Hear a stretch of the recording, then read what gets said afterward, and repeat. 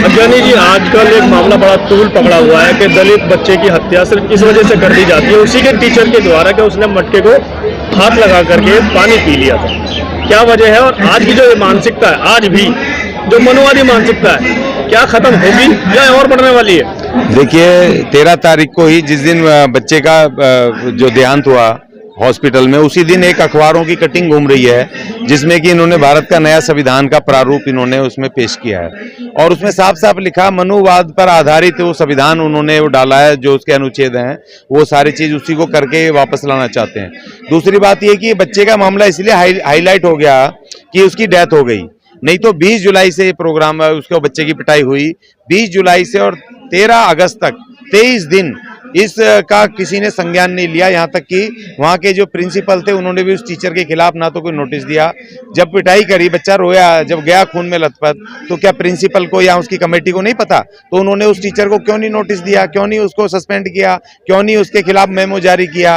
क्योंकि वो सब मिले हुए थे। अगर ये बच्चा नहीं मरता तो ये मामला हाईलाइट नहीं होता। मेरा कहने का मतलब है कि इस भारत के अंदर रोज सैकड़ों हमारे जो इंदर कुमार जैसे बच्चे रोज पिटते हैं, रोज प्रताड़ना का वो शिकार होते हैं, रोज उनको अलग बिठाया जाता है वहां दरियों पर, उनको रोटी नहीं दी जाती है जो वो खाना आता है। वो इसलिए हाईलाइट नहीं होते क्योंकि वो किसी की डेथ नहीं होती।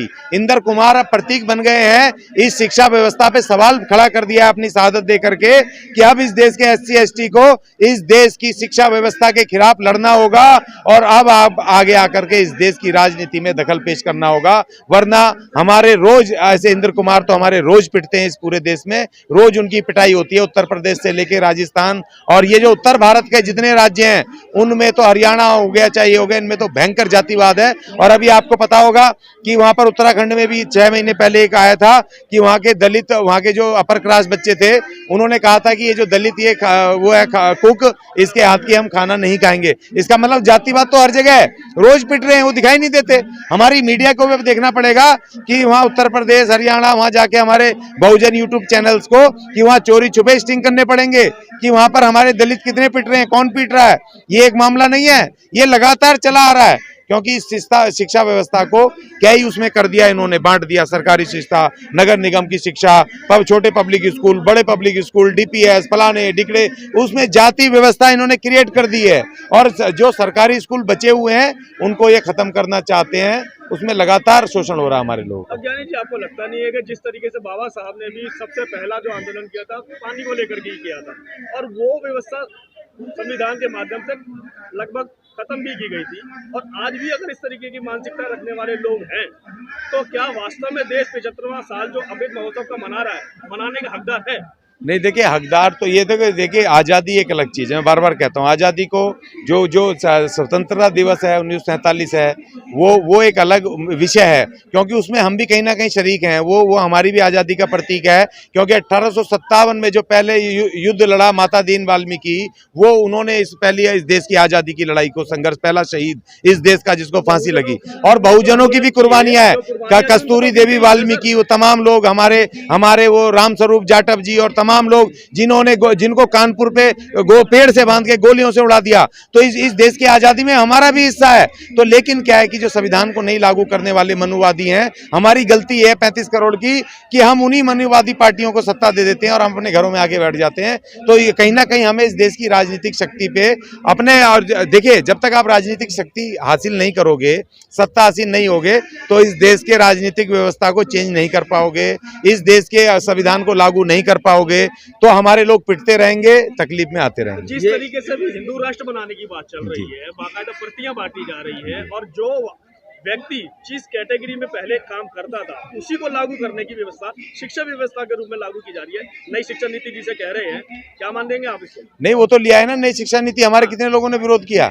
दूसरी बात, प्राइवेट ये कर रहे हैं, जैसे पहले गुरुकुल प्राइवेट होते थे ना, गुरुकुलों में अगर जाते थे हमारे लोग, एकलव्य जा रहा है या हमारा कर्ण जा रहा है, कोई जा रहा है, तो वहाँ के जो द्रोणाचार्य थे भगा देते थे, भाई जाओ, क्योंकि तुम तो शूद्र हो, तुम तो क्षत्रिय नहीं हो, तुम तो अपर कास्ट नहीं हो, तुम भागो यहाँ से।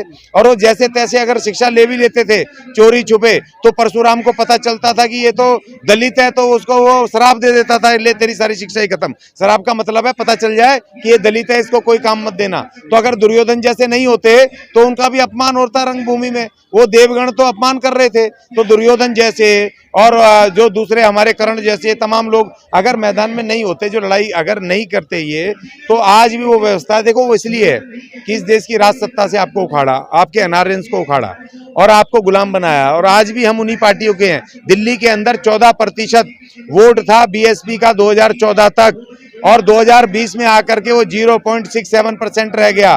कहाँ गया वो वोट? वो वोट चला गया नकली झाड़ू वाले लाला को।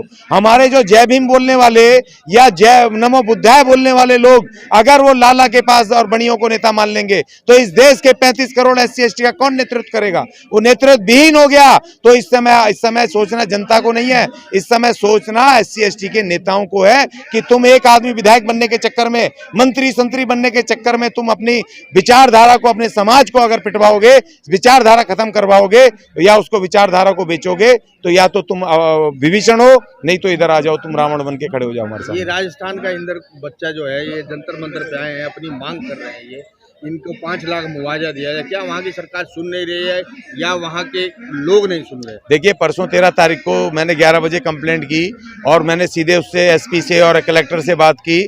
रात को 1:32 में मुझे चिट्ठी आ गई। 302 और SC ST का एक्ट लगा दिया है। फास्ट ट्रैक का उन्होंने वो बनाने के लिए वो रेफर कर दिया आगे, फास्ट ट्रैक कोर्ट बनाने के लिए। और मैंने उसमें लिखा था 8,25,000 रुपए। ये हमारी मांग नहीं है, ये अनुसूचित जाति आयोग का ये उसका ऑर्डर है कि अगर कोई दबंगों के हाथ में दलित आदमी का अगर मर्डर होता है तो उसको 8,25,000 रुपए प्रशासन को उसकी पैरवी करने के लिए मुआवजा देना होता है। 5 लाख की मांग नहीं है। यहाँ पर भी तमाम अपर कास्ट बैठे हुए हैं। तुम भैया अगर आए तो हो इस बात को लेकर के उसके विरोध में, लेकिन तुम 5 लाख क्यों मांग रहे हो? 1 करोड़ क्यों नहीं मांग रहे भाई? 1 करोड़ मांगो और उसके परिवार को मांगो कि जैसे SC ST एक्ट में कि उस गांव से निकाल करके दूसरी जगह घर बना करके दे, जिससे कि उसके ऊपर प्रेशर ना हो, उसको बिना डरे बिना प्रेशर के केस को लड़ पाए, फॉलो अप कर पाए, उसको पुनर्वासित करें, उनको घर दें, नौकरी दें, उनको ताकत दें, उनको वकील दें। ये सरकार की जिम्मेदारी है। तो आज भी एक वीडियो ऐसा जारी हुआ है कि जो उसके गाँव वाले इंदरपेट वाले गाँव के सारे लोग काफी दूर हैं नहीं, लोग ना के बराबर है और कहा यह जा रहा है कि सहमे हुए हैं, डरे हुए हैं। आज भी अगर इस तरीके के लोग डरते रहेंगे तो सत्ता की जो आप बात कर रहे हैं कैसे में पार पा पाएंगे? नहीं, देखिए, मैं इस बात को अभी तो मानता हूं, क्योंकि डर इसलिए है क्योंकि जब मैंने चिट्ठी लिखी प्रशासन को, नेट पे ढूंढा तो SP अग्रवाल साहब हैं, वहाँ के कलेक्टर गोयल जी हैं, और वहाँ पर जो दूसरे हैं वो ठाकुर जी हैं, ब्राह्मण जी हैं, सारे हैं। तो डर इसलिए है क्योंकि जो पुलिस प्रशासन है सब उनके हाथ में है, उनको पीट पाट करके अंदर कर देंगे और डर निश्चित है। लेकिन हमारे पास कोई काशीराम नहीं है। जो काशीराम उस वक्त, आज तो हम पूरा मीडिया, सोशल मीडिया, आज ये क्यों वायरल हुआ? आज दिल्ली में बैठ करके मैं उसके लिए, इंद्र कुमार के लिए क्यों आवाज उठा रहा हूँ? क्योंकि सोशल मीडिया पे मुझे रात को पता चल गया था और मैंने तुरंत कार्रवाई की। और उस समय जब मान्यवर काशीराम जी जब गाँव जा रहे हैं, उसको ये नहीं पता कौन मार के डाल देगा उस आदमी को, लेकिन फिर भी उन लोगों को निकाल करके खड़ा किया और एक बहुजन मूवमेंट देश में खड़ी करी और मुख्यमंत्री भी बनाए, सरकार भी बनाई। आज आज हम इसलिए पिट रहे हैं, हमारी ताकत कम नहीं है। हमारे पास मान्यवर काशीराम और डॉक्टर अंबेडकर नहीं है आज की तारीख में। आज की तारीख में एयर कंडीशन में कमरों में बैठ करके हमारे लोग भाषण दे रहे हैं, प्रेस कॉन्फ्रेंस कर रहे हैं। अरे डूब मरो, निकलो समाज में। क्यों नहीं आते हो गली गली? क्यों नहीं झुग्गी झोंपड़ियों में जा रहे हो? क्यों नहीं गाँव जा करके खड़े हो रहे हो? और डर के मारे, उनको पता है हमारी नौकरी चली जाएगी, लाख रुपए तनख्वाह है, वो उसको खा रहे हैं। कब तक खाओगे? लूट लेंगे। ये नया संविधान आ रहा 2024 में, नया संसद बन रहा है, नया हिंदू राष्ट्र बन रहा है, सब छीन लेंगे तुम्हें से, वो करवाएंगे दोबारा से, वो चमड़े उधड़वाएंगे तुमसे, जूते पालिश करवाएंगे तुमसे, अपनी टट्टियां साफ करवाएंगे। लिख लो इस बात को, ज्यादा समय नहीं है, निकलो बाहर कमरों से। आपको लगता नहीं है कि एक समाज ही जो है नेता बनाता है? तो खुद समाज में से निकल के कोई नेता बनने के लिए, काशीराम बनने के लिए, बाबा साहब बनने के लिए तैयार क्यों नहीं है? देखिए, हमारे पास 10 लाख नेता हैं, ठीक है ना। 10 लाख नेताओं में एक भी नहीं है कि जो बाबा साहब या काशीराम बन जाए। वो अपनी टाइयां लगा के एयर कंडीशन कमरों में बैठे हैं, बातें कर रहे हैं, जय भीम, नमो बुद्धाय, फलाने टिकड़े। अबे भैया नीचे आओ न, जमीन पर। बहुत होली है कोट पैंट पहनने से बाबा साहब की तरह, बाबा साहब नहीं बन जाओगे। बाबा साहब के विचार को लेना पड़ेगा। काशीराम जी, मैं सलूट करता हूं काशीराम जी को। मैं इसलिए प्यार करता हूं कि जब काशीराम जी को दीना भाना जी और खरपड़े साहब के साथ बैठ करके जब उनको बाबा साहब की जब पता चला कि अरे ये तो सत्ता की तरफ जाता है रास्ता, तो उस महान आदमी ने सबसे पहले अपनी नौकरी छोड़ी, एक क्लास अधिकारी रिजाइन किया उसने आंदोलन शुरू करने से पहले। बाम सेफ बनाने से पहले 3 आदमियों के साथ घर पड़े, दीना भाना जी और 3 आदमियों ने, तो मान्यवर काशीराम जी ने 1 क्लास की नौकरी छोड़ी और 2 कसम खाई, कभी शादी नहीं करूंगा और कभी अपने घर वापस नहीं जाऊंगा अपने परिवार में। है कोई माई कलाल कि अब काशीराम जी का नाम लेता है और इतनी सी कुर्बानी कर सके? आओ मैदान में। तो इसलिए ये समाज की कोई कमी नहीं है, वो छुपे बेचारे छुपे हैं क्योंकि हमारा नेता छुपा हुआ है, हमारा नेतृत्व छुपा हुआ है, इसलिए हमारा गरीब समाज छुपा हुआ है। गरीब समाज एकत्रित होने में अभी भी कतराता क्यों है, चाहे वो SC ST OBC ही क्यों ना हो? नहीं, कहाँ कतराता है? पहली बात तो आप ओबीसी का बार बार नाम मत लो, मैं बार बार कहता हूँ, पहले अपने SC ST को तो इकट्ठा कर लो भाई, पहले SC ST को इकट्ठा कर लो। और समाज नहीं घबराता, किसी हालत में नहीं घबराता, हमारे नेता डरे हुए हैं। और देखिए समाज नेता के पीछे चलता है। जब बाबा साहब खड़े हुए तो समाज खड़ा हुआ। 1936 में जब बाबा साहब ने महारों की जब सभा की, 10,000 से ज्यादा, ना कोई ट्रांसपोर्ट, ना कोई मेट्रो, ना कोई बस, ना कोई रेल, भूखे प्यासे नंगे पैर गांव गांव से निकल के 10,000 लोग वहां पहुंचे, वहां पर नासिक में। अरे तुम आज तो तुम्हारे पास सब कुछ है, तुम समाज इसलिए नहीं आ रहा क्योंकि नेता नहीं है। ये ध्यान रखना, जब तक लीडरशिप नहीं होगी, जब तक समाज खड़ा नहीं होगा। लीडरशिप डरी हुई है, अपने मौज कर रही है, पैसे कमा रही है, तनख्वाह कमा रही है, एयर कंडीशन में बैठ के कभी कभी मनाता है, तो उस गरीब समाज को गालियां देने लगते हैं। तुम्हारे घर जाएंगे, तुम्हारे इकट्ठा होने, तुम्हारे घर से लेकर के आएंगे। अरे निकलो बाहर मैदान में, उनके नेताओं को देखो, गांधी को वहां से आया तो कोट पैंट में था, यहाँ बैठ करके उसने धोती कुर्ता पहन करके अपने समाज को इकट्ठा किया। एक आखिरी सवाल और, मेघवाल की जब बात कर रहे हैं, इंदर मेघवाल की, मेघवाल समाज गई, कई मिनिस्टर राजस्थान सरकार में मौजूद है, उनका अभी तक एक भी बयान क्यों नहीं? देखिए, एक महान विधायक मेघवाल जी, पानाराम मेघवाल जी शायद उनका नाम है, उन्होंने कल रिजाइन किया है। मैं उनको सैल्यूट करता हूं, वो 1 लाख के बराबर है। उसने अगर पूरे चैनलों पे चल रहा है, उसने कहा कि अगर मैं अपने समाज के लिए कुछ नहीं कर सकता हूं, उनकी आवाज नहीं उठा सकता हूं, उनके लिए शक्ति नहीं बन सकता हूं, तो ऐसा विधायक बनने से कोई फायदा नहीं, पकड़ो अपना रिजाइन और मैं जा रहा हूं अपने बच्चे के साथ खड़े होने में। मैं सैल्यूट करता हूं ऐसे विधायकों का। ये है सच्चे समाज के प्रतिनिधि। ऐसे प्रतिनिधियों को हमने सम्मान देना है और ऐसे प्रतिनिधियों को आगे लगा करके अपने समाज की लड़ाई को आगे बढ़ाना है। तो क्या जिस तरीके से बार बार एक बात की जाती है कि सत्ता ही वो चाबी है जिससे सारे ताले खोलते हैं, अगर जिस तरीके से आपने कहा इस्तीफा दे दिया गया, इस्तीफा देने के बाद क्या उनकी बातें मांगी नहीं जाएंगी?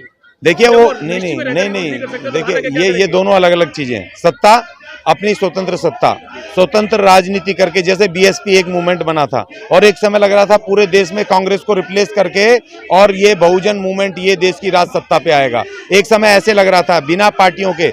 आप उन मनुवादी पार्टियों में जाओगे, कांग्रेस जिसका जो अध्यक्ष है, होने वाला अध्यक्ष या होने वाला कल को प्रधानमंत्री राहुल गांधी, वो भाषण देता तो हिंदुस्तान हिंदुस्तान चिल्लाता है, उसके मुंह से कभी मैंने भारत नहीं सुना। तो जब वो हिंदुस्तान चिल्ला रहा, वो कह रहा भैया हिंदू राष्ट्र बनाएगा, तो फिर वो उसका जो वहां पर गहलोत है, तो वो तो उसको मनुवादी व्यवस्था को लागू करेगा। तो और उसमें अगर रह करके उसको लग रहा था कि मैं मनुवादियों के बीच में फंसा हुआ हूं, तो उसने लात मार दी उस राज्य सत्ता को और उसने कहा कि मैं यहाँ तुम मुझे करने नहीं दोगे, लेकिन मैं तुम्हारे सामने चुनौती बनके स्वतंत्र नागरिक की तरह खड़ा होऊंगा और अपने समाज की लड़ाई लड़ूंगा। समाज के बड़े बड़े मुखिया बनते हैं, उनको क्या संदेश देंगे कि इस समय पर उनको एकजुट होना चाहिए या नहीं?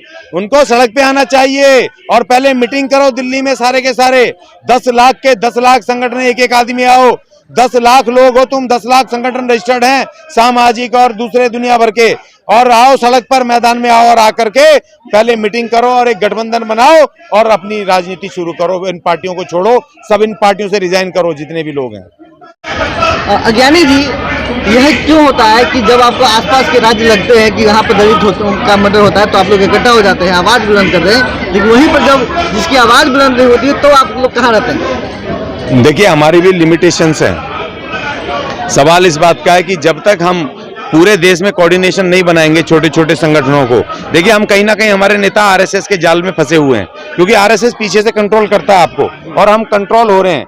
हमारे नेताओं को सबको मैंने सुना, अरे इतने सारे संगठन, इतने सारे नेता, इतने सारे संगठन। अरे भैया, बाबा साहब ने हमें इतने सारे संगठन बनाने का अधिकार इसलिए दिया था कि उनको पता था कि एक संगठन होगा तो एक ये मनुवादी उसको, या तो एक नेता एक संगठन होगा या तो खरीद लेंगे या मार देंगे। तो अगर उन्होंने कहा इतने सारे संगठन बनाओ, खूब नेता पैदा करो, जिससे कि इनको पता ही ना चले कौन सी गली से हमारा नेता पैदा हो रहा है। अब हमारी जिम्मेदारी ये है कि जितने भी पूरे देश में संगठन है छोटे छोटे SC ST के, उनको इकट्ठा करना, लामबंद करना, फेडरेशन बनाना और पूरे देश में एक सेंट्रलाइज ऑफिस बना करके पूरे देश में एक मूवमेंट खड़ा करना। और हम दिल्ली में बैठे हैं जहां से पूरे देश की राज्य सत्ता चलती है, जितने भी राज्य सरकारें सबके भवन यहाँ पर हैं, हमें कहीं जाने की जरूरत नहीं है। अगर हमें पता चले कुछ हुआ तो हम तुरंत वहां जाकर के धरने पे बैठ जाएं और 10,000 लोग अगर एक साथ बैठ करके नई दिल्ली के कोई राजस्थान भवन, UP भवन, छत्तीसगढ़ भवन को घेर लें तो इनकी औकात नहीं है, पूरी दिल्ली बंद हो जाएगी और 1 मिनट में न्याय मिलेगा। लेकिन हमें एक होना पड़ेगा, एक साथ आना पड़ेगा।